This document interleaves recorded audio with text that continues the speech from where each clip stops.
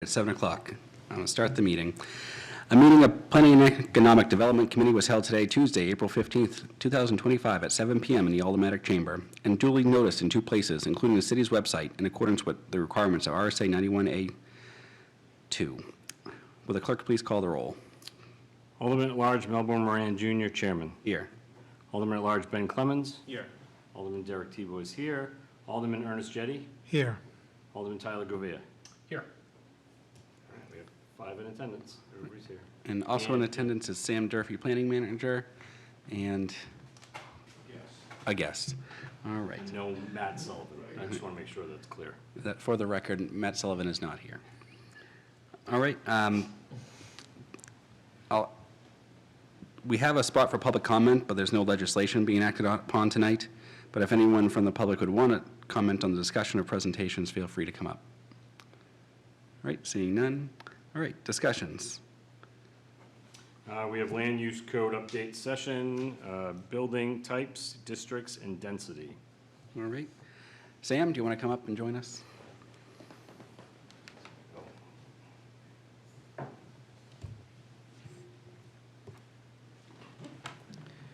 All right. Sam, I'll let you take it over Thank you very much. for your presentation. And thank you for having me tonight. Sam Durfee, Planning Manager for the City of Nashua. So it's my pleasure to come before you this evening. I feel like it's been a little bit since we had a land use code update. We had a bit of a flurry of activity, I believe back last May. And we've been very busy actually doing some code writing since then, which has been very exciting. I have a draft on my desk that I'm currently reading through, actually just entering comments in now, really just kind of adjusting some terminology, but we really hope to release a first draft to the public very soon. And as kind of in advance of that, and then going on through this process, I hope to return to this group to do a few more of these sessions, just to give everyone the opportunity to take a really deep dive into some of these more nuanced sections of the code, because there's a lot here. It's an entire land use document, and we're taking a new regulatory approach, and just so that everyone is well informed and has the opportunity to ask questions and to get a better understanding of what we're doing here. I really want to just offer that opportunity to you all. As we go through tonight, if you have any questions, feel free to stop me, because we're going to cover a decent amount of ground this evening. I don't want to go too far, but basically what tonight is really focused on is some of the core concepts that are really foundational to the approach we're taking with this code, which is different from how we're doing things now.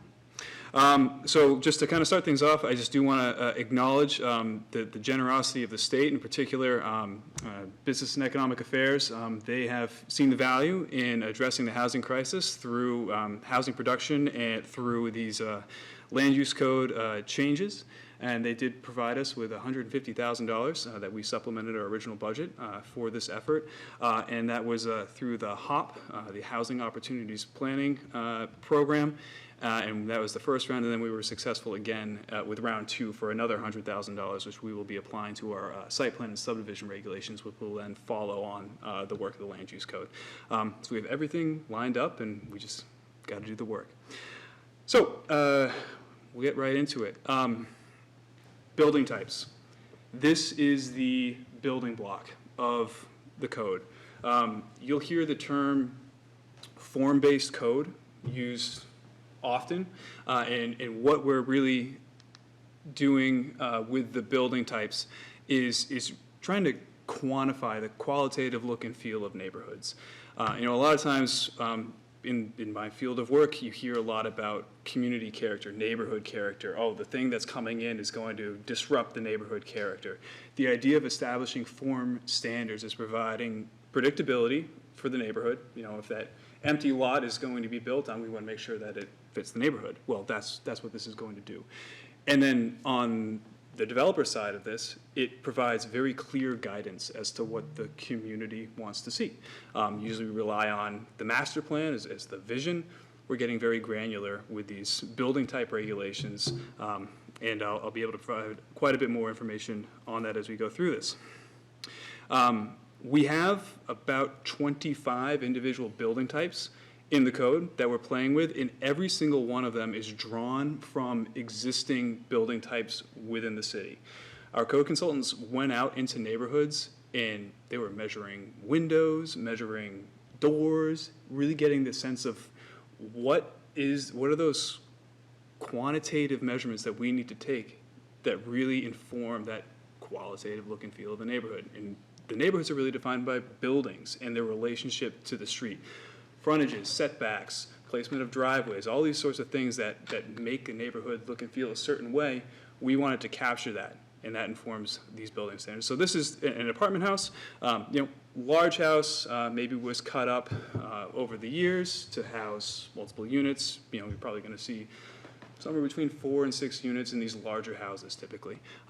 So what are those standards? So this you might not be able to see too well, but basically the gist is, you have these illustrative pages that give you a sense of how the building should look on a lot, but then also the characteristics of the building, really from a massing standpoint. How many floors is it? How wide is the building? How long is the building? And these standards are offered in ranges, except for building height. That one's prescribed at 2.5 stories here. But the ranges are important because you may think of like, oh, you're going to regulate the building width or the building length. Well, yes, because if you were to walk down the street and you saw a building that was built to try and fit the neighborhood, but it was oddly longer or wider, you would know intrinsically that something is off about that building. And then you get into things like roof pitch, types of roofs. These massing components are really important to ensure that the scale of a building fits into a neighborhood. Now, that's just the building type, and that's kind of the beginning, the foundation, right? So then we get into the things that make buildings interesting, and we call these components. And again, this is really to further the goal of predictability and compatibility in the existing built environment, but to ensure some interesting architectural diversity, standards for building components are going to be drafted. And these building components, they really fall into 2 categories, one being massing components and the other being architectural components. Massing components include things like wings or towers, connectors, penthouses, elements that add mass and living space to a building, really added on to the primary structure, essentially expanding the footprint or adding square footage to a building. Architectural components, they build onto the principal structure or the massing component to add visual interest, amenities, improve the livability of a space. Think about bay windows, porches, dormers, cross gables, and balconies. Many houses have some variety of building components. And you wouldn't just see, a typical building, it could be a stoop or, portico, all sorts of different things. And those are all carefully measured, calibrated, and then inserted to the code really to provide guidance for architects and developers. So then those are the building blocks, and I'm sticking really just with the context of like an apartment house right now. I'm trying to keep these slides to scale so that we're talking kind of about the same thing. But as you zoom out, you look at the districts. So the districts, I really kind of like the subtitle where it really truly is the organization of character. And character can be expressed by architectural character, but also character of the uses in a neighborhood as well. I'm not going to go into uses. I think that's another session, should you choose to delve into that subject. But for now, we'll talk about the visual character. So here is an image of our current zoning map. Now, when you take a look at this, you see these large blocks of color. This looks nice on a map, but I can tell you that from an administrative perspective and for many homeowners, these large districts are challenging as they're not necessarily indicative of the characteristics of individual properties on the ground. And the evidence of that is really shown in our lengthy zoning board agendas where requests for relief from dimensional standards is sought. So to better reflect what is on the ground, this is an image of a draft of the proposed, or what we hope to bring forward as a zoning map. And you can see that it's far more granular. These districts are a lot smaller, and they are really drawn to represent what is on the ground. They're informed by the existing building types that make up a given block or a neighborhood. So think of it kind of as like an existing conditions map in a way. So the idea is being, should you wish to do infill in established neighborhoods, there's going to be, these standards that go along with saying, hey, we'll make sure that what you build is consistent with neighborhood character. Mr. Chairman? Yes, I'm sorry. I was very focused in onto this map. Alderman Clemmons. So, thank you. I do have a question on some of these. So, for example, like you have on that map, it looks like where the Pheasant Lane Mall might be. I think it might say commercial business, I think, right? Yes. So, what happens if the mall wants to come in and build housing there? We have a tool for that. And this is another session, I will tell you. When we had the master plan, there were target redevelopment areas that were established. There is another layer to this map, and it's the redevelopment overlay. I don't want to go too far into it, but basically in areas that have these overlays, there is an opportunity to essentially upzone, where you unlock through higher order zones different building types. So while there may be that character of box buildings in the Pheasant Lane Mall, say, let's go to the extreme. Say you want to do an 8-story mid-rise with podium parking, sure, that doesn't match the current character, but you would come forward as a developer with a master plan, and you get to do all these great things. There are some strings that come along with it. You basically, the more that you give in terms of community benefit, be that certain sustainability standards or certain percentages of affordable units, you get more density, different building types, you get flexibility. But that is a really great question, and it's a part of the code that we have worked very hard on, and it's fascinating, and I would love to do another session on that specifically. Yeah, I'm. If I could continue. Yes. Yeah, I'm curious as you go along. I will be honest with you, very skeptical of what I'm seeing so far, but I'm going to keep an open mind.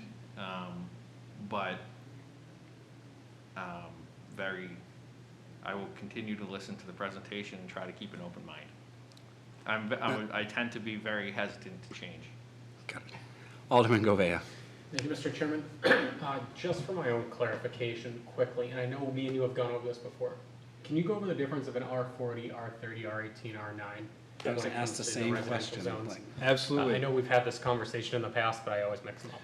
Certainly. So the R40 through RA are zones that we currently have in our code. There's kind of a generally accepted naming convention for zoning districts where if it says R, that means residential, and then the number would represent the minimum square footage for the lot size. So R40 means residential, 4,000 square feet, approximately 1 acre zoning. So that's that. And you'll note that those are being carried over because those aren't the areas of the city that we're really trying to change. We recognize that there are a lot of neighborhoods in the city that are just, they're set. There are infrastructure capacities that are well tailored to what is already there. They're not the areas of the city that we expect to see growth, nor should we want to see significant growth. And I'm talking about the kind of growth that is transformational. When you look at Southwest Nashua, that's not the area that you would expect to see a 6-story mid-rise, right? So we're trying to be respectful of the areas that are well established, but in the areas that are a bit more dynamic, where you have kind of some mix of residential, be it single, duplex, multiplex, and maybe a little commercial mixed in, there's a lot more flexibility in there. We want to capture that in the districts. Okay, if I could follow up on that. So that answers my question perfectly. And then looking at the mid-rises, could you just go through the difference of the mid-rise zoning? The numbers Yeah, would be the heights, Okay. number of stories. Yep, Yeah. perfect. And this is all kind of a best guess, we're still tailoring these. We are working with a sub-consultant. RKG, they did the housing study, where we're doing market analyses. We're just trying to we want this code to be buildable. So we're running mock developments under current market conditions, understanding where things are, what the neighborhood looks like, what could you build here under current conditions, what would the rent support, then what are the sort of incentives that we can apply to keep buildings within character, but, what else can we get in exchange for a little bit more density? Thank you. Alderman Tebow and then Alderman Jettie. Thank you, Mr. Chair. So just going a little further on that. So in the other one, airport was a area. I'm assuming now that takes on civic, is that? Special district. Okay, so that becomes special district. So there's a list of special districts that are still being drafted because a lot of them are they're special in nature. So we really want to have individual sessions with some of those key stakeholders to ensure that what we lay down is indicative of future plans for expansions and changes to the extent that they will change, but also make sure that we aren't putting up any undue regulatory burdens for their future plans. Fabrication, is that fabricated houses? No, actually, that's more, think of it as like a light industrial, where you may have like small manufacturing, small industrial, smaller scale things, enclosed, but to encourage that, that kind of local manufacturing sort of spirit, yes. Well, when we do still have, industrial districts, that actually is not on this map, but we do have one. But there's a clear designation between, heavy industry that can coexist with some level of residential versus, the light industry that can coexist, and then the really heavy stuff that just you need to be separated from residences, full stop. Great, thank you. Alderman Jettie? Yes, I don't mean to interrupt the presentation, but when you talked about the number of mid-rises being level, and then you get a high-rise 8. Do we have a high-rise 8? We actually have a 9-story building. I believe the towers, I can't, the street name escapes me, but they're kind of to the eastern side. Sullivan Terrace. Thank you, yes. Yeah, I believe they're 9 stories, maybe even more, actually. Oh, really? Would that just eliminate, though, in the future? Nope, No. nope. Again, so what you see right now is reflective of what is currently on the ground. Okay. The idea is we want to do our best to eliminate nonconformities, which is, we did some analysis where stuff that's in and around the downtown is wildly nonconforming. So if anyone wanted to add a deck or some sort of minor change to their home, they would have to go to the zoning board. Alderman Clemens? So maybe you just get into it, but how do you change a neighborhood? What if you want to change a neighborhood? This locks everything in place into Nashua right now. How do you, if we do this, how do you make a substantial change if you want to? It is the redevelopment overlays. They cover all of Amherst Street, all of Daniel Webster Highway in the south end, a large swath of the Main Street and downtown neighborhoods, and then following out onto East Hollis. These are areas that were, informed by the master plan. These are areas that the city wants to see change and growth, where we have the infrastructure capacity to allow that change. That's where you see a lot of opportunity for redevelopment. And we really should prioritize that as a session because it's an incredible part of this code. This presentation is really just aimed at kind of introducing some of the foundational concepts, because there's a lot more to it. So we're going to definitely have the next meeting on that, I think. All right.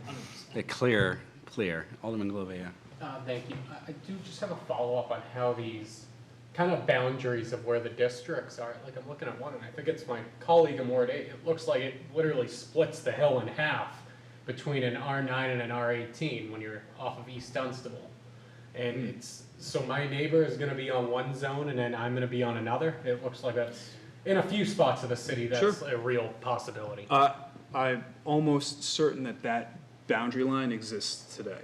Okay. Yeah, so, and you see that all throughout the city, where you have different zones on opposite sides of the street, because, there has to be a transition at some point, right? You know, and depending on how a city develops and when and under different regulations, you know, there's opportunity for change, good or bad, just in the regulatory environment and the timing of when developments came in. So that is natural. And again, this is reflective to the best of our abilities of what is on the ground. Thank you. Right. I think we can let you continue. Thank you. Oh, and keep the questions coming, please. So here's an example of, this is looking just west on Amherst Street, very close to Main Street. You can see the Amherst Street Fire Station there on the right. So here's an example, and I'm so glad, Alderman Gouveia, you brought up that point, because this is a perfect example of where a split occurs.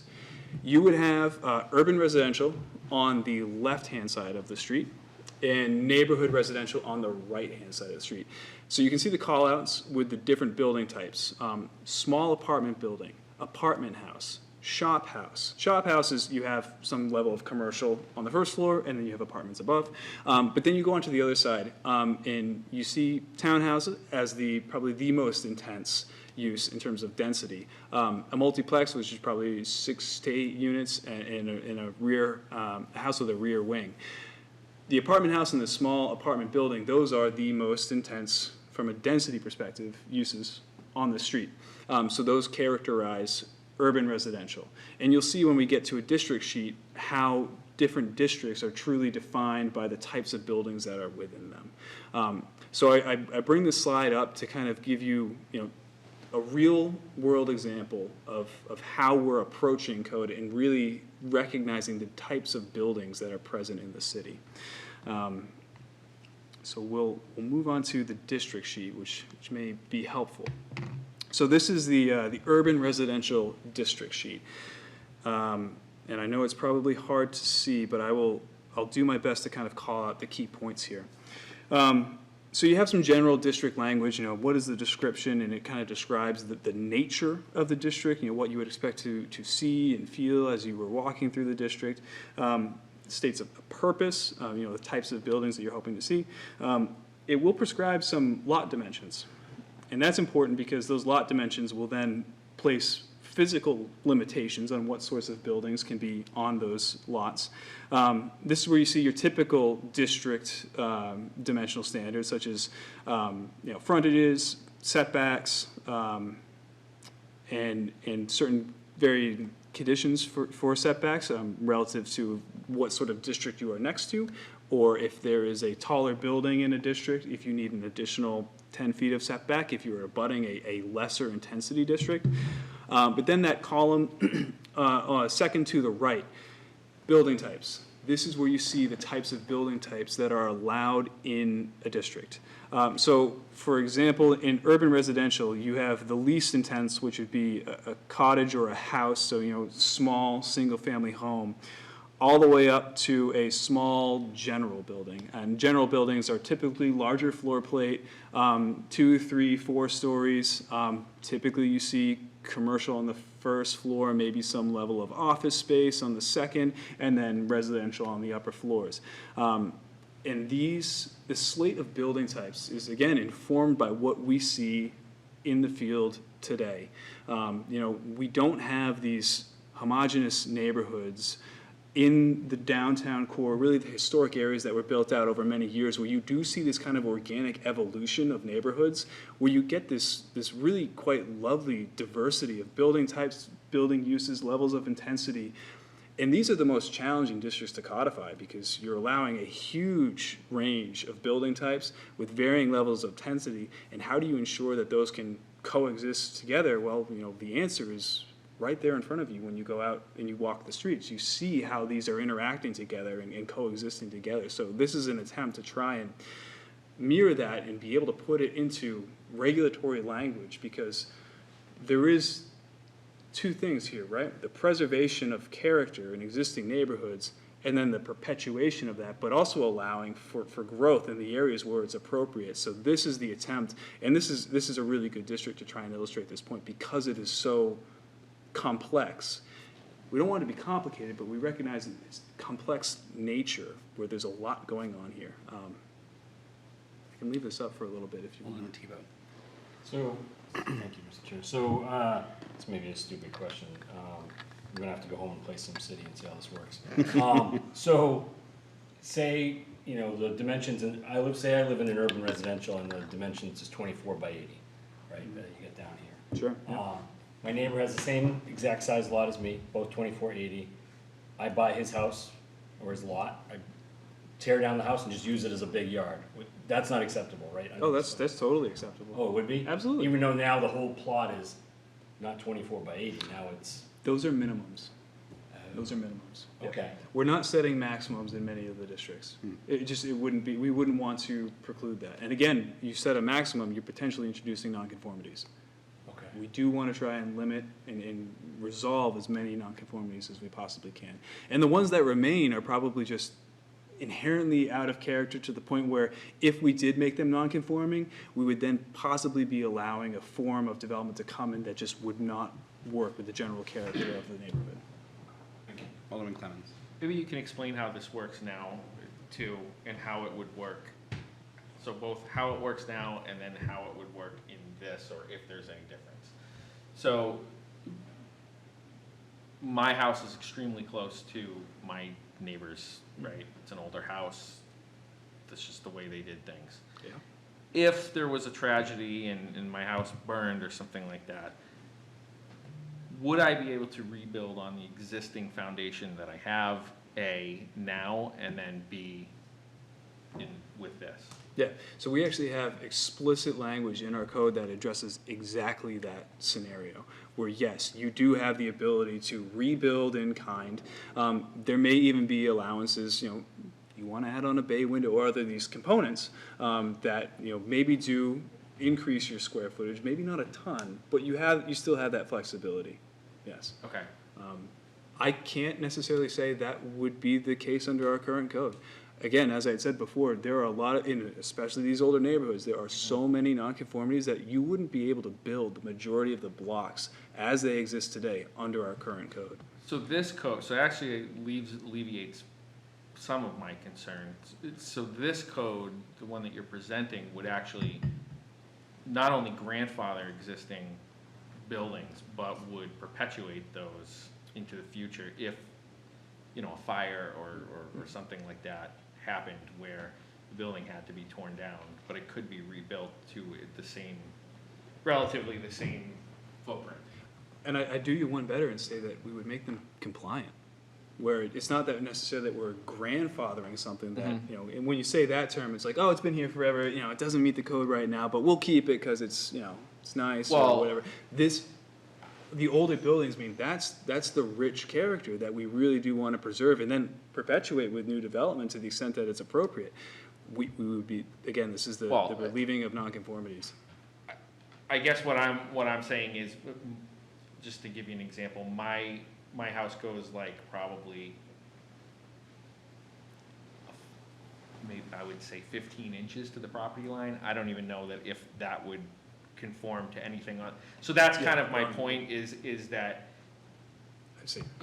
right, so that even if it's not written here on a piece of paper, it's not in a code, if something like that was to happen, we would, the code would basically say, no, you can rebuild to that foundation line, you can build up to that 15 inches, whatever it may be, to the property line. Yes, Okay. and we do have a nonconformities article, and we do in our current code as well. And that's where that language is held, Okay. where, you know, you do have something that is existing, tragedy happens, yes, you can rebuild in kind. Alderman Gobea. Thank you, Mr. Chairman. So far through this, I think we've seen a lot of, and I guess I'm trying to think of the best way to put the question. When you look at this overall as a whole, would you say our code is getting tighter or getting looser? That is an excellent question. Eye of the beholder. And you're exactly exactly. right. That is exactly it. You could say, okay, we're prescribing building length and width, which I think is probably a relative, like on its face is a pretty extreme take on regulation. At the same time, though, when you go to build something, you wouldn't build it any other way. You know, if you're picking a building type, whether you know it's a building type in the code or not, you're building a building. I'll tell you what you're building, you know, based on what the code is. You know, you're building a bungalow or, you know, whatever it is. We have everything that you could possibly build, we can fit it into one of our boxes, our building types, right? And I think because we're being so broad and encompassing of possible architectural approaches, we're, by my original statement of we're trying to get rid of nonconformities, we're really opening it up to allow and recognize existing character. We're being looser. But we are also prescribing certain approaches to development, which although, like I said, you wouldn't really do it any other way because there's an accepted pattern, but we're also looking at market conditions and building approaches, in the modern era.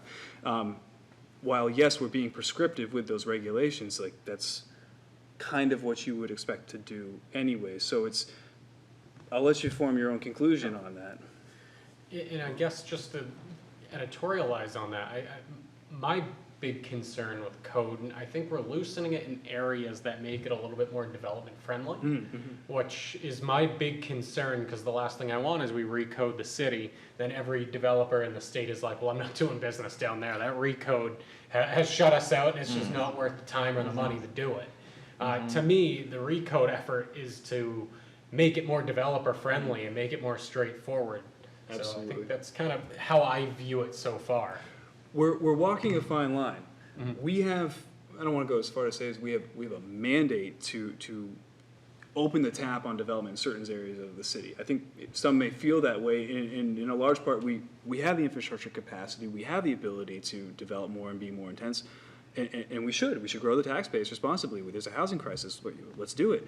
Let's do it in a way that is well-informed and very intentional, not just be reacting to the development pressures coming out of the Boston market. We know it's coming. Let's be ready for it, and let's be very intentional, and let's inform these regulations based on community input. And that's why we're building on the master plan. We're having the sessions that we're having through this process. Have you had any pushback from developers on what you're doing now, proposing? We have brought. We haven't had the sessions where we are getting so granular, where we would run into some of the challenges that we would typically run into with a development. I will. Spoiler alert for the end of this presentation, we're going to walk through a mock development under these regulations at the end of this presentation. I suspect we'll have something like that, and it's really going to come into play when we look at these redevelopment overlay districts where you're doing massive projects, and redevelopment is really the name of the Nashua game now. We are out of raw land. It's the hard projects, it's the big projects. You need to bring a lot of resources to the table to be able to acquire the land and do the big plays.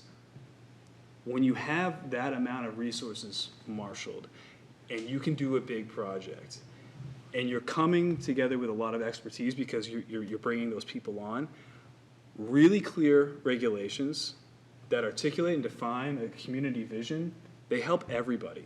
They're helpful for the developer because there's no ambiguity. But when we're doing that other step of market testing our regulations to ensure that these are developers, or this code is developable, we get that level of surety, at least before we're going into adoption much more informed.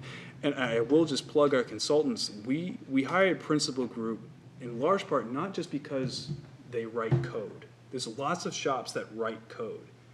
They also do development. They are architects. They have seen all sides of this. So they know if something just, you could be idealistic about a certain regulation, but they know it's just not going to take. They recognize the market conditions. So I just want to say that because we all came into this knowing that we want to be able to build under this.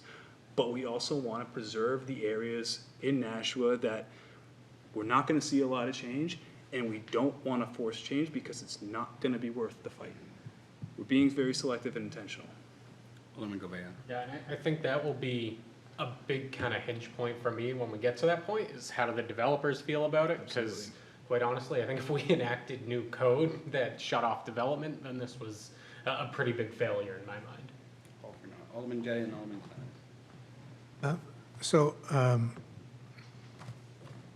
I've been purposely holding back on my questions because I didn't, I figured maybe you might answer them if I let you continue the presentation, but there's so many questions I can't help myself now. So, my concern is, when you first started talking about, the introduction, you were talking about building types, and you were talking about, what I saw were sketches of, pretty traditional New England,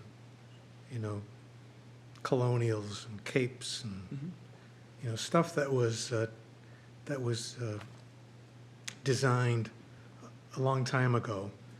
And I'm thinking about, times have changed. And I'm thinking about wanting to encourage buildings that are, take advantage of, like the sun, solar. Back when they were building colonials, they weren't, they weren't thinking about solar. They were trying to, I assume that they were trying to take advantage of the sun for passive solar, but not very successfully in a lot of cases. And, our older neighborhoods, have a lot of houses that are very inefficient. And I want us to encourage efficiency. I want us to encourage, buildings that would, take advantage of improvements in how we heat our buildings, how we cool our buildings. So, I'm concerned about making sure that we're able to, to allow, and not only allow, but encourage, that type of innovation.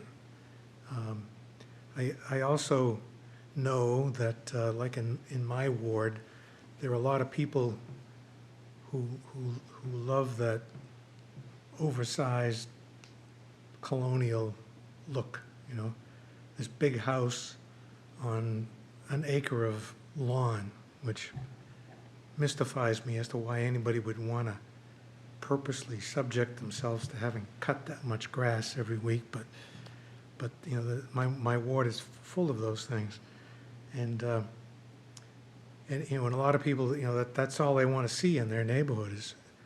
So, there are condominium developments where the houses are all pretty much the same. There are, subdivisions where covenants, people agree that the houses are all going to look the same. But where those restrictions are not present, I'm reluctant for the city to put those kinds of restrictions on properties. I want to, allow somebody who may live in an older neighborhood and in an old style house, which is very inefficient, and they want to build, a contemporary, taking advantage of solar and, whatever else.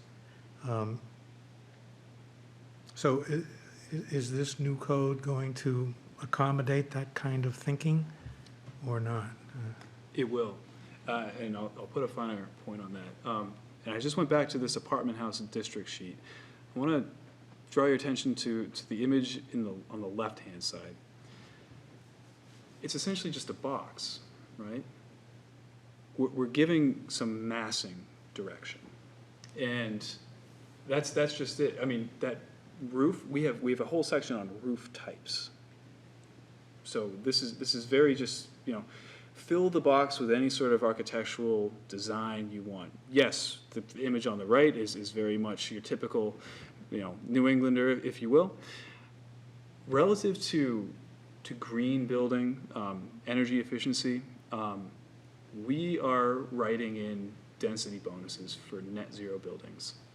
I'm sorry, say that again? We're writing in density bonuses for net zero buildings. And I can density is a little bit further into this presentation, but that is another directive that we took from the master plan, is to encourage green building. We have a thing called a green score, which is utilizing landscaping in a way that is more intentional about the use of stormwater, building orientation, passive solar. All of these things are included in the code. It's funny, you should see the definition section of the code, and I've been, working with my staff on this, and I'm getting some comments back from my staff of like, albedo, what is that? We're never gonna use albedo, it's the reflectivity of a surface for sun radiation, talking about heat island effects and the mitigating that through parking lot design and all of these sorts of things. These are all standards in the code. And we are being very proactive, and I want to say that in the state of New Hampshire, being a Dillon rule state, we can only do what the state allows us to do. Now, I say that because as much as we would like to mandate green building, and I'm saying that just as, as an extreme example, we can only incentivize and encourage. And density is a way that we can do that, where we can say, you can get a couple more units, or I'll get into the details of it, but by providing a net zero building, there is an incentive behind it. We can't tell you to do it, but if you want to, there's a benefit to you if you do that. And I think that's another topic that we could go into great detail about, because it is site standards, building orientation, again, landscaping and things like that. It's a very interesting topic. And I remember when I met with you and Director Sullivan, the landscaping piece came up about pollinator gardens. Maybe that could have, all those big lawns in Ward 5 could be pollinator gardens instead. Are you all set, Alderman Jettie? Yes, thank you. Alderman Clemens? Yeah, so just to clarify, those things that you were just talking about, those would be incentives, not, when you say they're written into the code, they're written into the code as incentives? There's a broad spectrum of things that would apply here. Some are incentives. I mean, we have landscaping standards now that you have to comply with, and those would still exist. We would like to be more intentional about them, but then not just tell them what they have to do, but how to do it. And the things that, again, that we're looking at, they're not onerous asks. These are often just best practices in current engineering. And we see a lot of developers and their engineering consultants bringing these things forward anyways. When you speak with engineering in town, there's this general acceptance of, the pre and post runoff, post development. You can't be, introducing more stormwater into the system than you currently are in its current state. Things like that. We're just pulling that thread a little bit. Let's be more intentional about that water. I'll let you go through your presentation before I ask any more questions, because I'm sure I'll have more. I think we all will. Please continue. We will. All right, so we got into, perfect. So we left off here, district sheet for the urban residential, and we will have these district sheets for all of our districts, listing the building types and providing lot dimensions at the base level. That's what these do.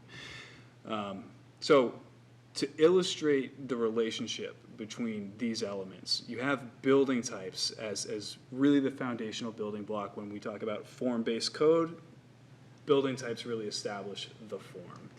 And those, they inform and influence the character, which then get organized into districts. Districts then provide those additional standards, which establish lot dimensions. And then lot dimensions provide physical limitations, which prescribe what buildings can and can't fit on the lots. So this is how this is all related in terms of a regulatory approach, where these three components really work off of each other. And a lot of these, they're very common in current codes. Right now we have districts and we have lot standards. We don't have building types per se, but we do have building types in the sense that you have a plot of land, you can only fit so big of a building on that plot of land. We're just now saying, hey, here's some actual building types that you can choose from that will fit here, and then here are some associated standards with those, so that you're building them in a way that respects the neighborhood character. So getting into density now, which this is, I'm excited about density because the typical approach to density is units per acre. It's a reflection of how intense can a development be based on how large the lot is. There are pros and cons with that, but we're talking about a new thing called density factor, and I'll explain what that is, but I want to talk about it in the context of possible scenario here. So you take this hypothetical building here, looking at it, it's a good-sized house, but there's no real indicators of what the use is, how intense the use is, what the density is. So let's assume that it's a 3,600 square foot house. That could be one rather large single-family home with a density factor. Density factor is basically a given number of square feet that you would need per unit. So with a density factor of 1,800, you could get 2 units out of this house. If it's 1,200, you could get 3 units.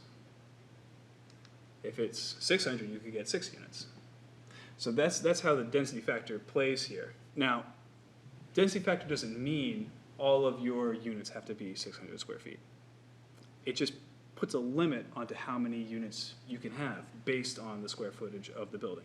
So in this scenario, you could have a couple of efficiency 400 square unit studios. You could have a couple of 600 square foot 1-bedrooms, and then a 1,000 square foot 2-bedroom. But the idea is you're capped at 6 units. And that way, the density is much more tied to the building type, which is again limited by the lot dimensions informed by the district. So, density factor provides us a lot of flexibility, and Alderman Jetty, getting back to your point, how do we change this density factor number? How do we bring that down? That's how you introduce density into buildings. If you have a density factor of, let's go back to, we'll go back to this one for now. Say apartment house. Apartment house has 3 tiers of density factors. At its base, and this is also informed by lot size, on a 5,000 square foot lot or smaller, you have a 1,500 square foot density factor. But if your lot is bigger than that, bigger than 5,000 square feet, your density factor is 1,200. So basically, okay, recognizing a bigger lot, you do get a slightly bigger density factor. Now, if you're prepared to offer some level of affordable units, and possibly provide a net zero building, we'll drop that density factor to 850 square feet. Now, the developer will then do his calculations to determine, is this an adequate incentive for me to provide a net zero building? How large is the building? How many additional units can I get out of that density factor? And this is where the most intensive work is where we're finding in the code, where we're working with RKG to ensure that, again, these are incentives. We can't tell you to build a net zero building, but if you want to, we're hoping that what we're doing with these density factor numbers is we are giving a high enough level of density to make it worth your while to do a net zero building. And that's what we are probably going to have to do every year, is reevaluate market conditions, and maybe we have to tweak these residential density factors respectively. And we're developing standards and basically an algorithm to do that, so we know, what the construction price index says on a given year or a given quarter, and how that would then affect our density factors, so that it's up to date, it's market driven, and is responsive to current market conditions. Questions? I'm surprised. Alderman Govea. Thank you, Mr. Chairman. Probably an unpopular opinion, but for myself, this is kind of where you lose me here. On the density factor and the bonuses for a developer. In my mind, in this market, we should be trying to get as many units as possible. And we're going to talk ourselves out of units because they don't want to build net zero, which, don't get me wrong, if they can, that's great, but if it doesn't financially make sense to them, we're going to talk ourselves out of units. I could see that being an issue. So I think the development that we'll go through shortly will kind of illustrate that these density factors are set to building types that are generally accepted to have a range of square footage, where when applied, it makes natural sense. where these density factors, you know, you'll see it in here, and I think that's what this calls for, is we need an example and a walkthrough to show that these are carefully calibrated to building types, and the density factor follows the building type. It doesn't follow the district. So every single building type has its respective density factor or factors. Alderman Clemmons. How does the density factor into parking? That is another session. We have a section of the code, we're calling it our mobility chapter, and that is where our parking standards are going to live. And we obviously just had a parking study done, and we were actually trying to schedule a meeting with our parking consultant and our code consultant. We in the city of Nashua are in a very unique position where, you know, current modern planning is all about, get rid of parking minimums and, you know, get rid of density maximums. And, well, we've actually lived that for some time here in the downtown. And we are seeing the challenges that has caused. We recognize that puts a premium on parking. We just had a couple of buildings built with either no parking or sub 1.0 parking ratios. And we recognize that the city parking assets are limited, and the cost to build a garage is just crazy. We're aware. As you very well know. Alderman Clemmons had a follow-up. No, I'm sorry. Yeah, So go ahead and finish. And that's why it's so important that we have a sit down with our code consultant and our parking consultant, so that our code consultant can be informed by all of the data and the information that the parking consultant has gathered and then presented. And the code consultant does have the parking study, but the opportunity to talk through some different dynamics and scenarios, different neighborhoods, and understanding parking demand elsewhere in the city will then inform the parking discussion. And parking is included in this development that we're going to walk through shortly. Alderman Clemmons. Yeah, so just on a broader point, I mean, I think the elimination of some of those parking requirements downtown is the reason that we've seen as much development as we have, which is a good thing because we needed to get that spark, right? So I think it worked. Obviously, I agree with you that, yeah, it's now we're at a point where it's presenting challenges and we need to relook at it. But I still would argue that it was the right thing to do when we did it. That being said,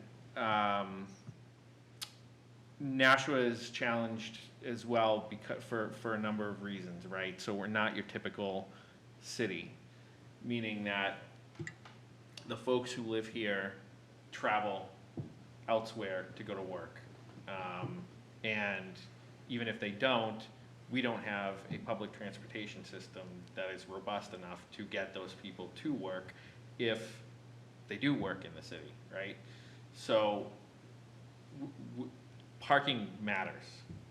And the argument of, you know, we want to eliminate parking as much as possible and increase density and all of that stuff, I think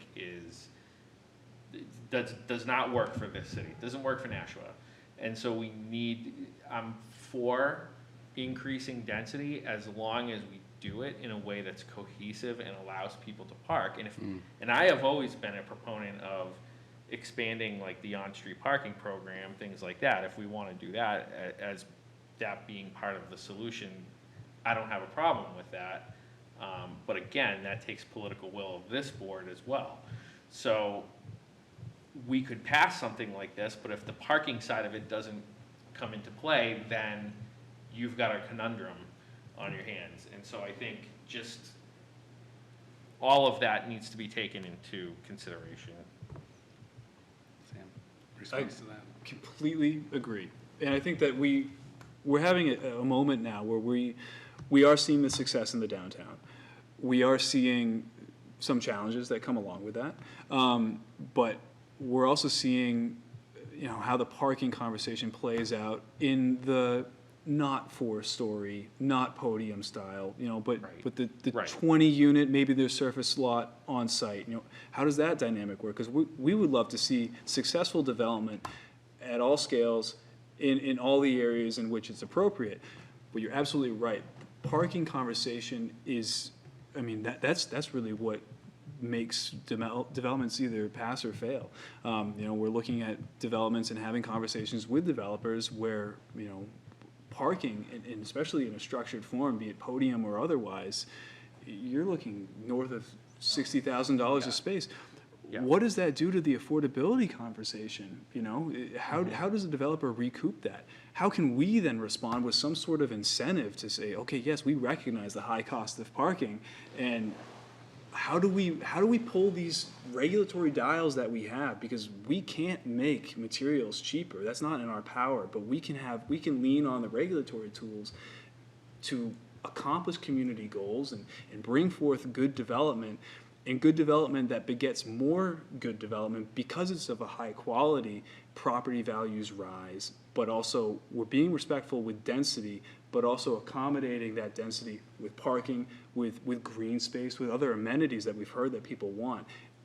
This whole thing is a balancing act. We have learned some really key things from our current parking regulations in the downtown and elsewhere in the city. And this is our opportunity to reconcile all of those lessons, but within the current and hopefully future market dynamics. And it's a lot of fun, but it's really challenging. But that's what makes it fun. So are you guys ready to go through a little development? Alderman Tebow has a question. Thank you, Mr. Chair. I just wanted to go off of what Alderman Clemens says. I'm actually on the other side of that. But I'm hoping that what this recoding will do won't push so many cars parking onto the streets that it looks like everybody's having a party constantly, right?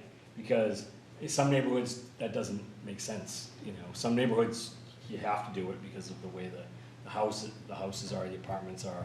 You know, I mean, some of those streets off of, you know, West Hollis and Kinsley, you have to, there's not enough room for driveways, so I get that. But some of the less dense neighborhoods, people just don't want people parking in the streets all the time. So I think there's hope that we somehow solve the parking, or at least keep it in mind that we don't want to just push, I don't anyway.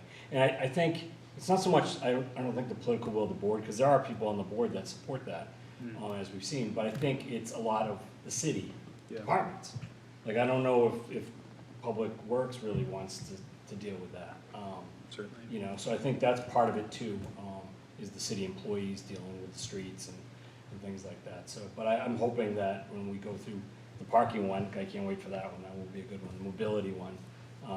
So make sure we schedule that too. Oh, yes. Okay. Yeah, no, I figured that would be of interest. Yep. So we'll do a little mock development. And I know Mr. Trammell's here taking notes. So the reason I showed the apartment house building type and the urban residential district sheet is that's what we're going to build in an urban residential district. So the text on the left-hand side, the urban residential standards introduce a minimum lot width of 24 feet, front setback, side setback, rear setbacks, lot coverage. These are all standards that we currently have in our code. Now we're introducing apartment house, which has a height. We do regulate height in our current code. Building width and building length are new, which we've talked about, but you see that range. If it was anything outside of that range, it wouldn't look like an apartment house. Amenity spaces per unit, that is new, but you're probably going to see it anyways, and I'll get into an explanation of what that is. And then density factor. So as I had said before, if you are sub 5,000 square feet, your density factor is 1,500. That is a higher density factor as to not overload a small lot. If you are a larger than 5,000 square lot, you get a more favorable density factor because you have more space to accommodate those more units. And I put green score there just as a little teaser because we'll cover that in another session. So this is Tyler Street because I knew Alderman Gouveia would be here tonight, and this is a good example of this is actually really interesting because you have 4 districts here. So what we're looking at is multiple building types, but we'll keep focus. You'll see in a moment. We'll want to be comparing the building types and how they respond in the neighborhood. So here is our subject lot. I chose a parking lot. It's a redevelopment opportunity, and it's just a nice clean slate for us to get into. And this is where I get to have fun with my animations in the slideshow. So, minimum frontage, we got that. We were 56 feet, we're all set. Our setbacks, which are outlined in blue, we have a 10-foot setback, so right in the middle there. We have a compliant side setback on both sides, 6 feet, and a rear setback, we've provided a generous 20 feet. Now, that clear area in the middle, that's our building area. And when I say building area, I specifically mean building. These are not parking setbacks, this is building setback. So, for the parking conversation, let's throw down a driveway and some parking. So you have a driveway that comes coming off of Tyler Street, and then we have 5 spaces in the back with a little bit of a turnaround for maneuverability. This is a 12-foot wide driveway. Now, what do we have left? We've got just north of 2,000 square feet of area in which to put a building. And we'll get into why that's important in a moment. So, let's look at calculating our density factor. Now, this whole lot is 7,360 square feet. So that means we are north of 5,000 square feet, which means that we get the density factor of 1,125 feet. So that is how many square feet of building area, of floor area in the building we need per unit. That's the minimum? The minimum, meaning, Like that would be the minimum of 1,125? that's right, so you have X number of square feet, so we'll get there. So we want 4 units, right? That's what we're building.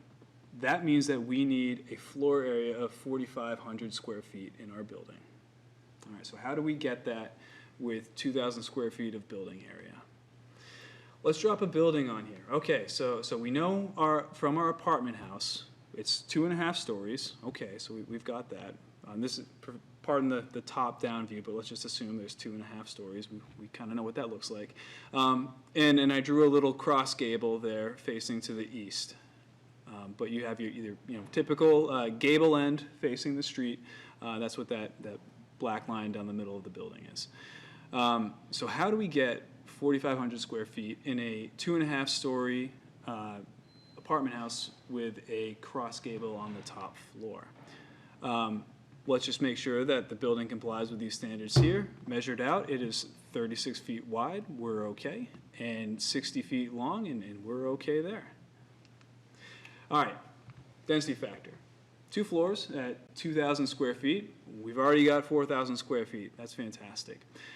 Half story. So when you have half stories and you're talking about 2-foot knee walls and you're kind of defining livable area on a story with sloped ceilings, we're pulling from some existing standards that are in our current code, and then we throw in the cross gable, which does open up a little bit more space on that gable end, and you're able to pull just north of 1,200 square feet. So on a pretty typical lot in this area with a pretty typical house, you can look down the street a little bit, you kind of see this house already right next door, and we've got 5,000 square feet.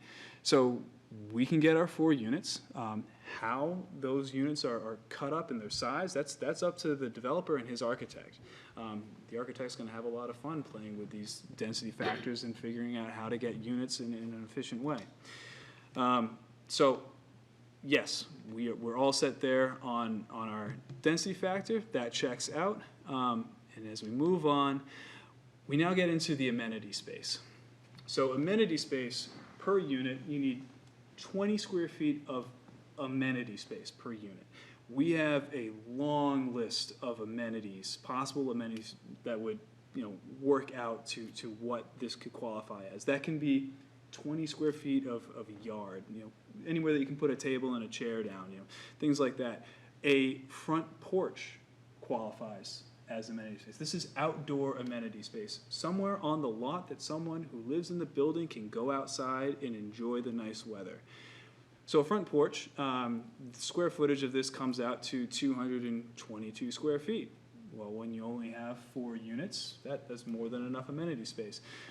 I wanted to illustrate this because when you talk about regulating and, guaranteeing amenities, that seems like it's really restrictive, and like, how are we gonna make people do this? Well, when you're building houses and you want to attract people, what we're asking for is nothing crazy. A front porch is, walk down the street, I mean, you will see front porches everywhere. A little bit of side yard, that's gonna count. But we wanna make sure that it's intentional, and maybe it's not programmed, but it's at least thought about in the development process. 20 square feet, it's not a whole lot. Alderman Clemmons.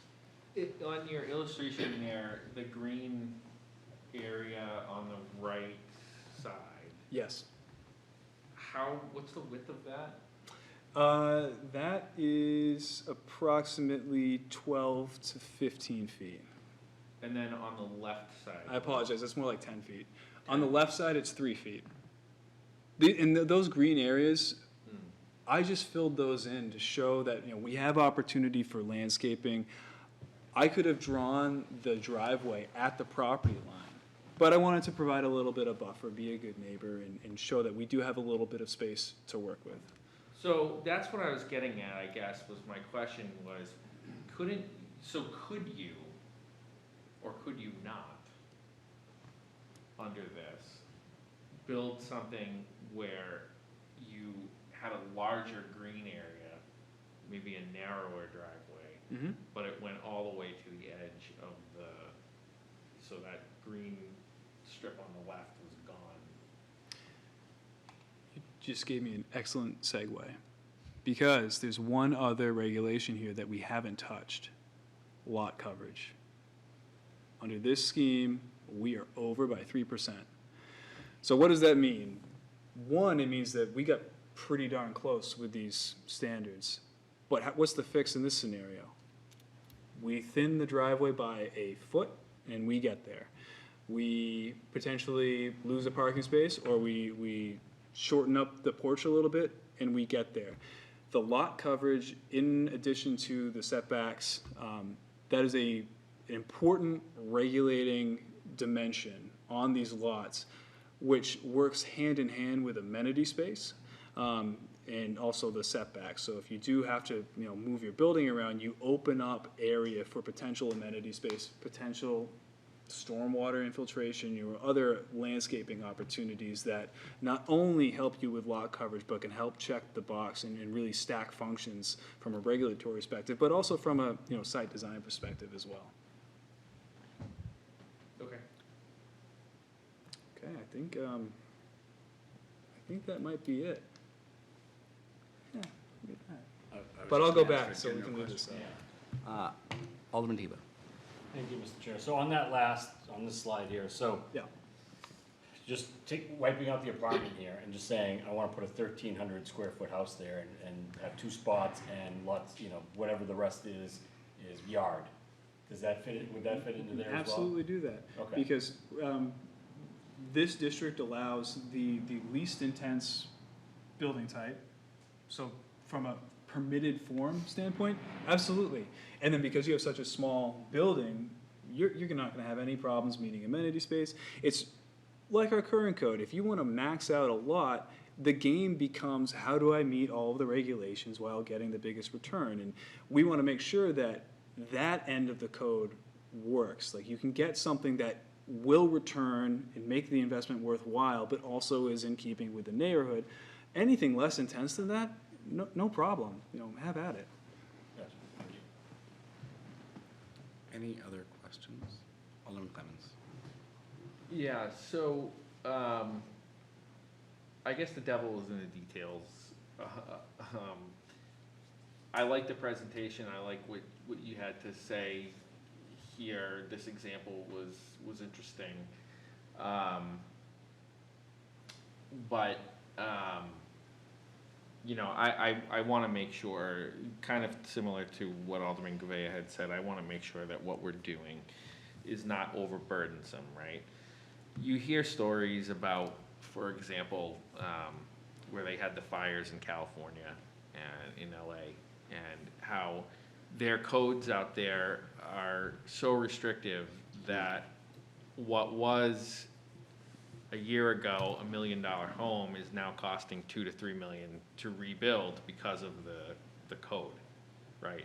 On top of, never mind tariffs, never mind everything else that's going on, you have, that's just the baseline. And so, you know, what I would hate to see is us building a code that leads to that, where we become too expensive of a place to do business. And so that's my concern with some of this, like when we're putting in, for example, the building types, like the type of building, or I don't necessarily mind the standards that you've put up there as far as like the dimensions and things like that, but as far as like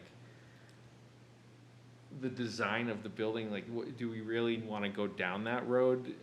I don't know. I wonder if we're almost going too far in the other direction. No, Alderman Tebow. Thank you, Mr. Chair. Just to give general feedback, if that's what you're looking for by the presentation. Generally, I like the stuff you've gone over. Makes me want to be a planner in the city, if you're looking for one, even though I have no background in that. But I think, you know, I like where we're going with this. I think the city did need a recode. I'm not as skeptical as Alderman Clements, but I'm still, there's still a long ways to go to see everything, see how it's gonna play out, and before I'm like, you know, yeah, 100% on it. But I feel good in the direction it's going. But, you know, like I said, I want obviously a code that's going to make it more flexible for businesses, especially in the South End where I am, and Amherst Street, because both of those areas need, and we got a lot of new business coming in, but if we could, you know, make it a better, I mean, my end, the South End, the traffic is just ridiculous, especially now that the casino's there. So I would love that it brings in a bunch of more mixed-use areas and really revitalizes some of those areas.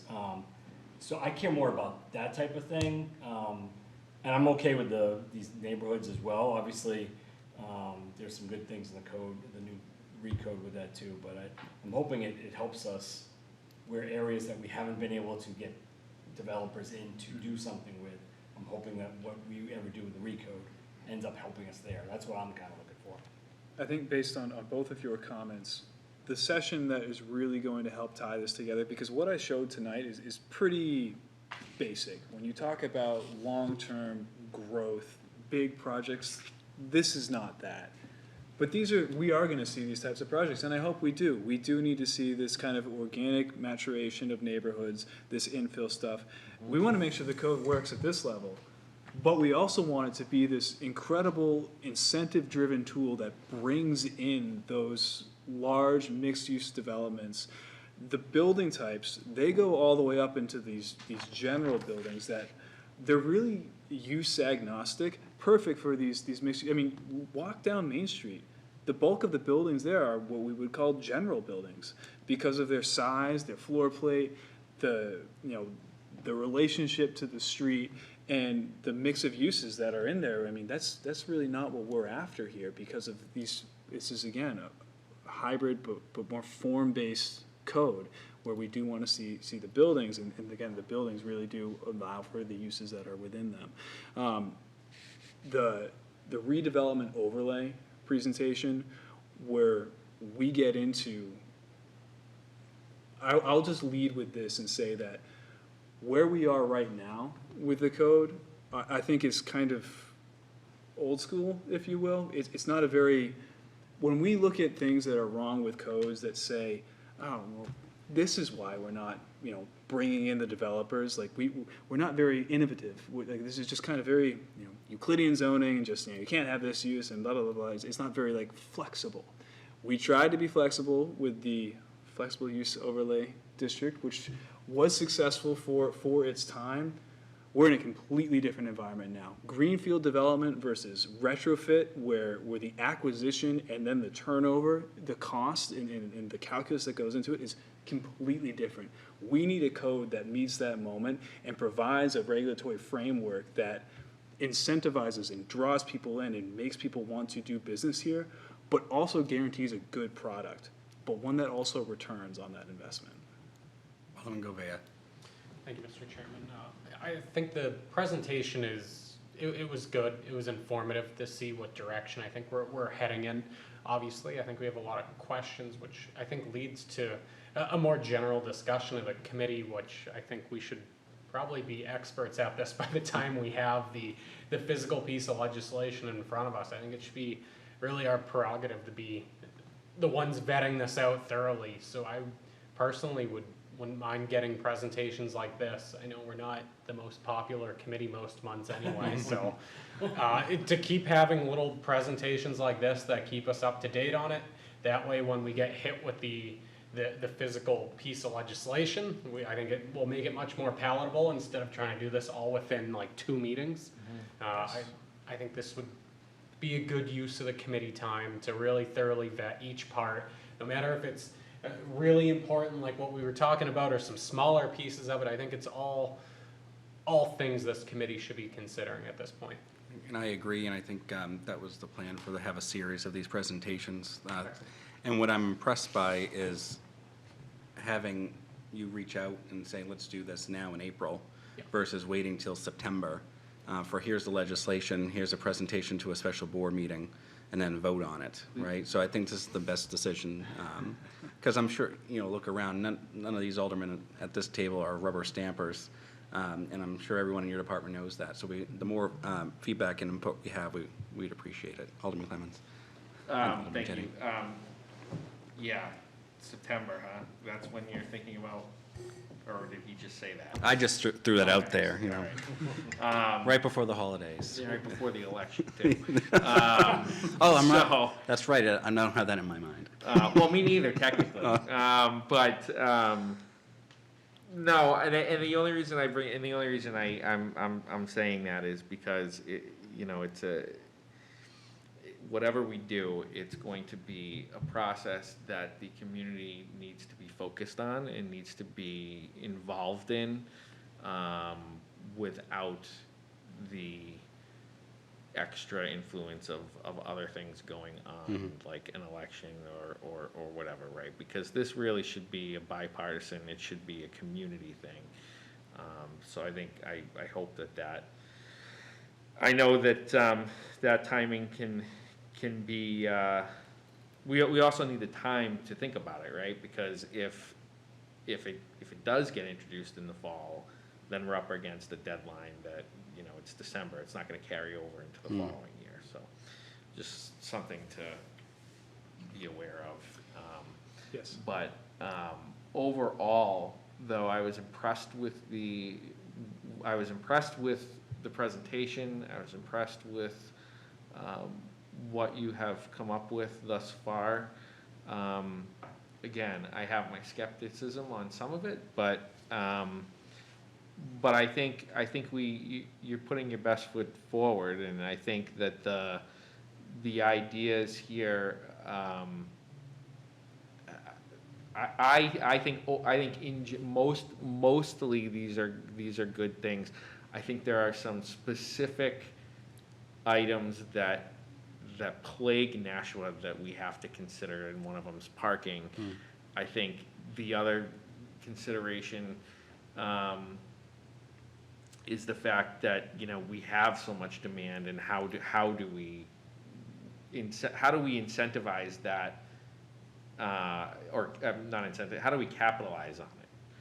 Because I feel like sometimes I feel like we should be doing more, and I think this is a good roadmap to hopefully try to do that.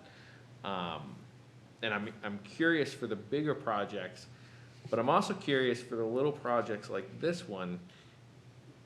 And I'm wondering if, on a larger scale project where you have somebody that wants to come in and build, something big, they tend to have the capital resources to do things like amenities, to do whatever, right? So my question to you is, how do we incentivize a smaller, medium-sized company or a builder to come in and do these infill lots? Is this what you think would help them incentivize to do it, or is there other things we can do to get them to come in and do the smaller projects, and how do we incentivize that? I will say, and not being a developer, but having conversations with developers all the time, the biggest barrier to development is finding the opportunity in the first place. And when that comes along, when that opportunity comes along, you know, we'll often have kind of conceptual meetings. Hey, I found a property, you know, thinking about doing this or that, you know. First question is, okay, what variances do I need to get? What relief do I need from the regulations? And I'll share a map with everyone where we did a conformity analysis, and you know, we did a few of them in different parts of the city, and it was shocking, the level of nonconformity. It's like, okay, well, I want to build what's there. Well, you're going to need 5 variances. Yep. I mean, the burden right now is our code in its current form. But recognizing the challenges we have, recognizing the goals that have been voiced by the community, how do we balance those things and make infill projects like this, when the opportunity arises, doable? You know, where you don't have to go through a very drawn out entitlement process where time is money. You have it under contract. Maybe you have the provision to, you know, Exactly. you close with permits in hand. Maybe you don't. You're at risk now. You know, development is not easy. If it was, everyone would do it. And certainty in a code, I won't speak for all developers, but I would imagine that is worth quite a bit. I And would agree. there is certainty on both sides of that coin where the developer knows the process and the community knows what the product is going to be. And I think that is where form-based code really shows its strengths. But then there are all these other tools that we can play with that I really look forward to getting into further along the road. And I will also say, it is my hope that if not by the next session, by the following, you will have a draft of the document. And you can flip through it at your leisure. And then hopefully some of what I'm talking about in these sessions, you'll be able to put these pieces together, because every single piece plays off of itself, or in the other ones, you know, where you pull one string and the whole thing can unravel. Everything has to be calibrated. It's very difficult to launch a code for review by the public piecemeal. It really has to be a complete cohesive document, because otherwise it's just not going to make sense. And if my biggest concern, and why I have had the draft sitting on my desk for a month now, is I'm doing terminology changes where if there's, you know, a generally accepted planning term, but we don't use it in Nashua, we got to get rid of it. We got to change it to something that the Nashua citizens and the developers in the market recognize, because we want this to be usable. We are introducing a new concept in form-based regulations. Let's make that as palatable as possible. Alderman Jettie? Thank you. So I feel compelled to, you know, you're looking for feedback, so I feel compelled to give you my feedback. I understand, you know, when people talk about, you know, we don't want to make our regulations so onerous that, you know, developers have no interest in doing any business here. I understand that concept. I also understand from you know, having lived in Nashua a long time, I also understand that a lot of developers, you know, are trying to make as much money as they can, you know, with as little investment as possible, and they don't want anything to get in their way. And, you know, the history of Nashua includes a time period where, you know, like now, we have a housing crisis. Well, there was a time when you know, in the 50s, 60s, maybe even the 70s, where there was a big demand for housing. And, you know, the city, you know, pretty much said to developers, you know, come in and do anything you want. And we ended up with some subdivisions that didn't have sewer. The streets were awful, no sidewalks, and they were, it was typical where they would go into an area, cut down every tree, bulldoze the whole thing, looked like an empty parking lot. Then they would build houses and plant little saplings in front of each house, and and that was a subdivision. And there were a lot of people who were able to buy their first homes because they were affordable. So a lot of people thought that was a good thing. But 10, 20, 30, 40 years later, all kinds of problems have developed, that the city, the taxpayers of the city now, have had to spend a lot of money, fixing problems that were created by those slipshod developments back then. And so, I don't want us to repeat that. I don't want us to be reluctant to impose regulations that that make make the the city what we want it to be like, and not be afraid to with reason. I understand, but not be afraid to develop standards, so we end up with a city that we're going to be proud of, many years down the road, as opposed to responding to an immediate concern about providing housing, as much housing as possible, no matter how.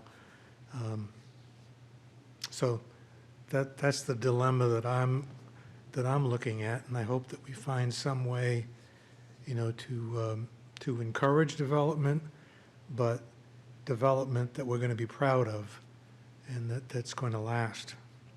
So. And that is the goal, and it is a balancing act to get there. And once the public draft is released, I want to give the public and the development community, a month, 6 weeks to just be with it and read it.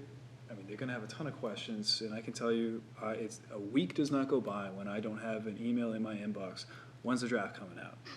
Can't wait to read the draft. And we've been talking about it long enough where people know something's going on. They may have come to some of the sessions, and so they have some idea. And I can't wait to release it. But once it's been out there and it's stewed a little bit, we will then begin another public engagement process with informal office hours. We may set up in the Hunt again, come in, look at the boards, just ask us anything. We're there. I'll move my office over there for a week, and we'll do stuff. We'll have structured sessions. We'll have focus groups with developers, with land use attorneys. We'll have technical conversations with engineers about how these standards come into play around best practices around site design. There are so many stakeholders around a land use code.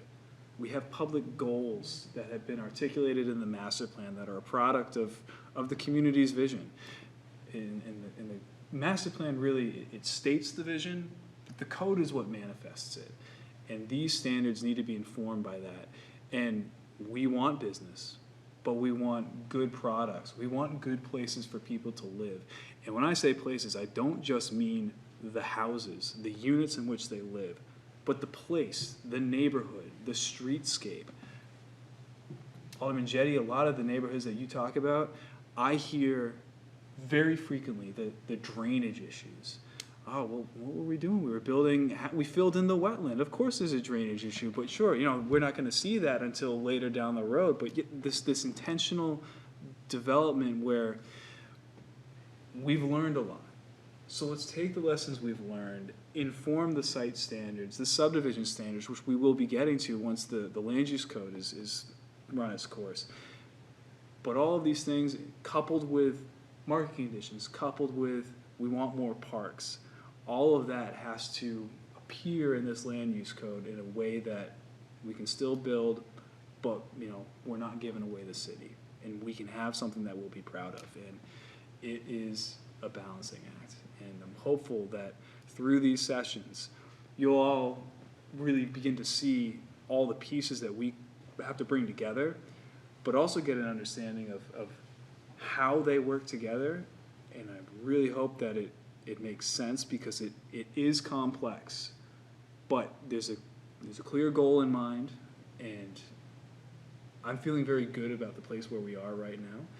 And hopefully when you have the draft in your hands and you take the time to read through it, and you can flip to the sections that interest you most, we'll get into these, and hopefully your level of comfort will rise, and we'll have your support by the time we get into the formal process. Got Alderman Tebow and Alderman Clemens on deck, but we could also form a subcommittee as part of this committee to work through any legislation changes that come about through public input, if there's interest from members. Alderman Tebow. Thank you, Mr. Chair. And I think I sent you an ADU question this week, so you probably do get a ton of questions.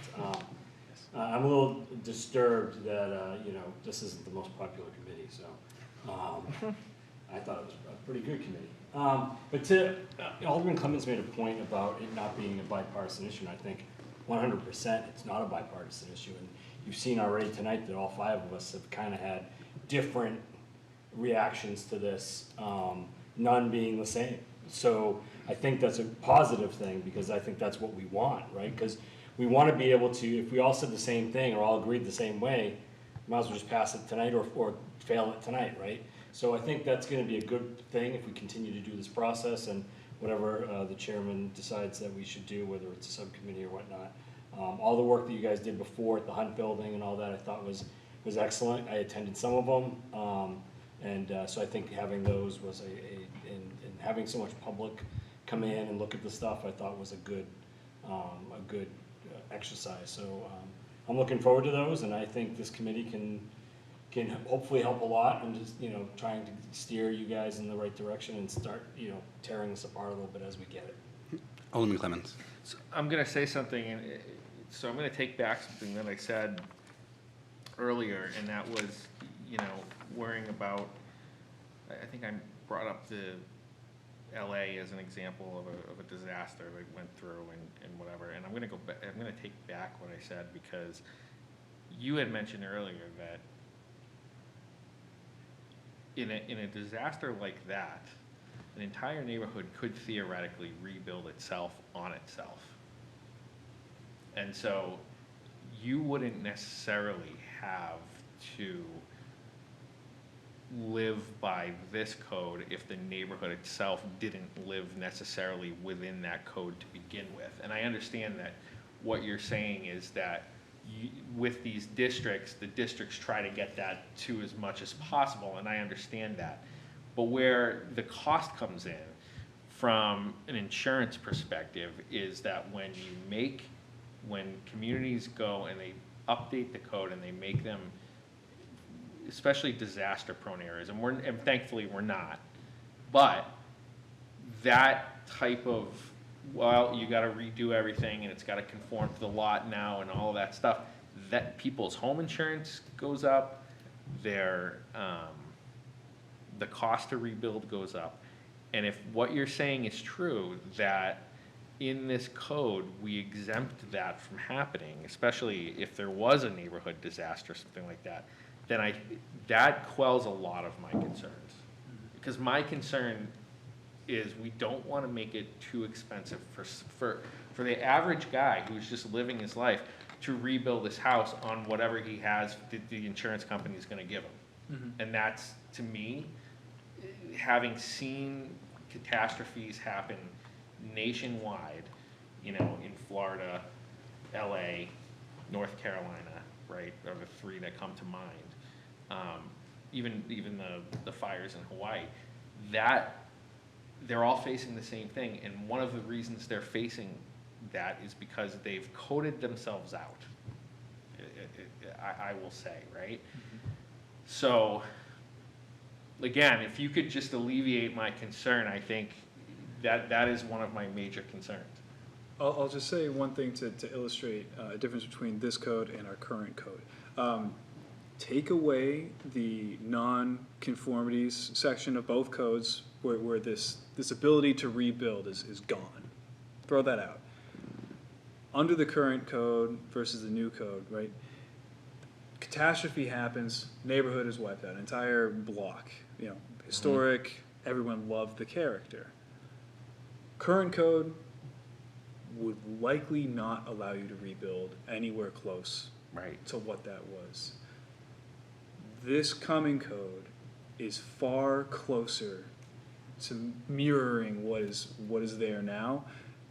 So without the protection of that nonconformity article, we would get a lot closer to rebuilding in kind under what we're talking about versus our current code. Great, great. Alderman Tebow. Thank you. I gotta take something back too. I said this isn't a bipartisan issue. I mean, it's not a partisan issue. It's absolutely a bipartisan issue. And I think it doesn't matter what party you're from, that this is important to everybody, and it doesn't fall along those lines of partisanship. So I just wanted to make sure before I get quoted in the paper that I said the wrong thing. I was trying to be together and not split, so. Well, thankfully, as Alderman Gouveia said, we're not very popular, so the Telegraph's probably not listening. Popular as in the amount of legislation we receive. Oh, Not like, I don't think people hate us. I think popular in the amount of legislation we receive, which is not much. Thank you for clarifying that. Yeah. All right, any other Alderman Jettie? Yeah, so I understand where, what Alderman Clemmons is saying, and I appreciate the sentiment he's expressing, but I can't help but think of, for example, somebody, we're speaking in generalities, I'm thinking of, somebody that lives on a barrier reef. We don't have any in Nashua, but somebody who's been living on a barrier reef, and the ocean washes his house away. That's different. You don't want to permit him to go and rebuild the house and, and then apply for flood insurance and I agree. and have the taxpayers rebuild that house for him over and over again, right? Similarly, if you're in a very congested neighborhood, the houses are all one on top of another, and there's a fire, and it takes out, 2 blocks of buildings, and if the houses were further apart, they wouldn't have, succumbed to that. That's, I mean, it may make sense to require that they be, I don't want to pick on your house, but you're awfully close to your neighbor. But, and I don't know what the answer is, but I'm thinking that, sometimes, we've got better regulations for a reason. The Florida example, where roofs just get blown away by hurricanes, and now they require that they be, that the roofs be built with, in a more secure manner that are more hurricane resistant. That sounds like a good thing to me, not a bad thing, but it's probably going to cost the guy more money to rebuild his house, but it's going to last longer. So, I don't want us to forget those kinds of considerations either. Certainly, and you do that's where you begin to approach the intersection of a land use code and the building and fire codes, the life safety, and how that relationship plays out in a climate crisis like both of you mentioned. Yeah. Alderman Clemmons. Yeah, and building codes are one thing. Building codes are things that are outside of this. They relate, but they're outside of this. But I generally agree with you in the sense that, Nashua doesn't have barrier reefs, right? We have some houses that are close to the river or whatever, but, I think, like I had said, we're not disaster prone, but a fire could happen. It's happened before in our past. And, so more to my point was that, you don't want to overburden somebody who's gone through a massive disaster. Yes, if Nashua was on the coast and there was houses that were on the shore and the ocean came and blew away the houses, I would be for, yep, you're not rebuilding, right? But we don't have that situation here, and I understand where you're going with houses being close together, but on the other hand, I look at that and I say, the building codes will help with that. And, you know, the idea is if you have a community disaster such as that, you don't wanna then further traumatize people by saying, oh, and by the way, you gotta move your house 6 feet from the property line because this is what the new code costs, and oh yeah, that's gonna require you to dig a new cellar over there and fill in this part and do all that, and that's more of the point that I'm making, is that, you know, we make it easier on the resident. And the fact of the matter is like, you may think, oh, this is an existential thing, it won't happen here in Nashua. And I hope it doesn't, but it might, and we need to be prepared for it. And so that's my only point. But yes, Alderman Jettie, I agree with you. There are certain areas where we've had these disasters, we should not be encouraging redevelopment. That I agree with you. But I think Nashua pretty much falls outside of that. All right, no more questions, it looks like. Thank you so much. If you could, I thought Director Sullivan might also join us tonight, but he didn't. But one of the things I was going to ask your department to come forth separate from this is also the planning and development happening at the future casino at the Sheridan in regards to what's going to happen with traffic and all these other things as we're seeing it impact Daniel Webster Highway. And so I'm getting more and more concerned people as I go to Roby Park with my kids and people I've never seen before. Hey, you're on TV. Can you do something about this? So I think having those conversations sooner rather than later would be helpful. Certainly. I can speak to that site if you'd like me to. Oh, not right now. Okay, Yeah. all right. Well, let's publicly post it. Follow the law. Certainly. On our radar, though, I All will right. say that. Great. Yes. So I guess my last question to you, priorities for future sessions. I definitely heard parking. I will say parking, we're putting a pin in until we are able to have that productive meeting with our co-consultants and our parking consultants. That is scheduled right now. We've been looking at end of April, but with school vacations, there's some I challenges. think we can certainly say the redevelopment overlay for Yes. May, and then we can go from there. And Alderman Okay. Gove and I can speak to the other committee members about what else they want for, Excellent. Conversation. I'll just mention a few other things. Use standards are important. Things like the incentives, so things like the green score, sustainable building, along with inclusionary zoning. Those are all important. Those are tied to the redevelopment, so when there's incentives. So, I mean, we might have to split some of these, and I'll rely on your recollection of previous meetings to try and string things together. I'll also try and build on some of these slides and maybe even this development proposal, so we're keeping some common threads.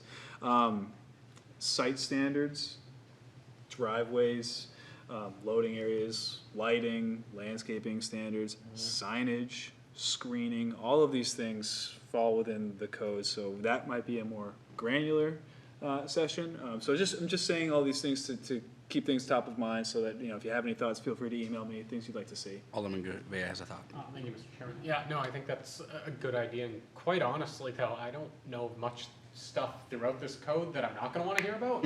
Right. Because every piece of it has to do with everybody, or every property owner, so.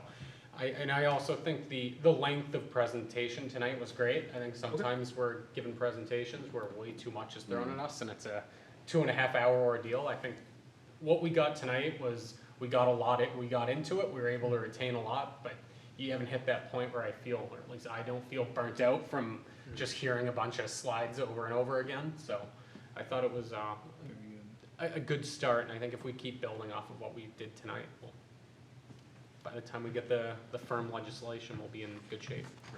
Okay, Okay. All right. Well, thank you so much. thank you. All right. Communications. There's none. New business None, resolutions. New business ordinances. none. We're not taking up 024-042. And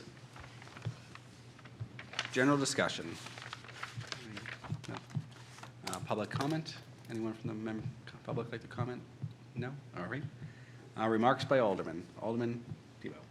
Thank you. I'm not gonna get another chance to do this week, even though I got a budget meeting. This Saturday coming up, it'll be 40 years since our own Alderman Ernie Jetty was born. So I just wanted to wish him a big happy birthday, and unless he's gonna come to budget, I can do it again on Thursday, but I just wanted to say happy birthday, and I hope this weekend, during Easter weekend is good, and happy Easter to any of you that I won't see. Thank you. I would also like to wish Alderman Jetty a happy birthday. I had a different number that I was informed, but I won't share that here. And yes, to everyone who celebrates Easter, like me and my family, happy Easter, and happy Passover to those who celebrate that as well. All right. Any other comments? All right. Alderman Govea. I move to adjourn. That's in order. All those in favor, say aye. Aye. Ayes have it. We are, nays. Ayes have it. We are adjourned at 8:45 PM.